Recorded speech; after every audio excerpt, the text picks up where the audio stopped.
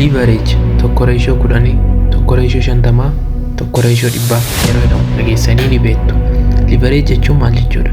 Akkamitti forex trading keessatti fayyadamuu dandeenya? Qarshii baay'ee ittiin hojjechuu akkamitti dandeenya? Viidiyoo kana jalatti hunda isaa fakkeenya waliin isiniifan ibsa. Like, subscribe gochuun hanga dhumaatti na waliin tura. Leveraging forex trading keessatti traderiin qarshii yookaan baalaansii xiqqoodhaan poozishinii gurguddaa madattiin qabachuu danda'udha.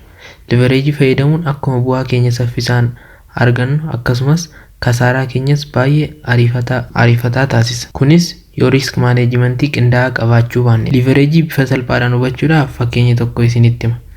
Mana bituu barbaaddan haa jennu. Manni kun gatiin isaa $100,000 dha. Garuu isin $100,000 kaashii hin qabdan. Achumaan baankiin $10,000 naaf kaffali akka qabdiitti yookiin akka waliigalteetti isiniin jedha. $90,000 ammoo isiniifan kaffaleen akka mana $100,000 baasu kana keessan ta'uu nan godhaa isiniin jedha. Waliigaltanii jirtu haa jennu. Hamma qarshiin keessan reeshoo meeqaan dabale jechuudha? Reeshoo 1:10 dha. Kana jechuun forex keessatti 1:10 jechuun 1:10 leverage jennee waamna. Amma manichatti haa deebinu.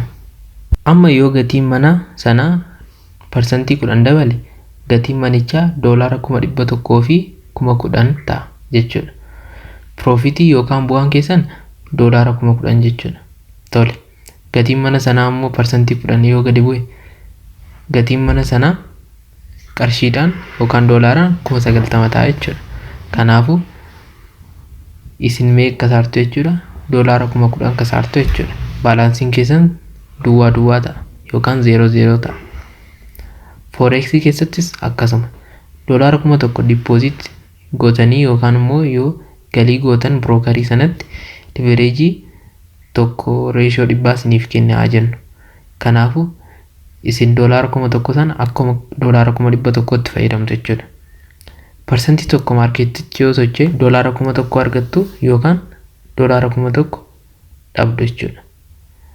Kanaafuu leverage yoo seeraan itti fayyadamuu dhaabne balaa guddaa qaba. Akkasumas yoo seeraan itti fayyadamne bu'aa guddaa qaba jechuudha.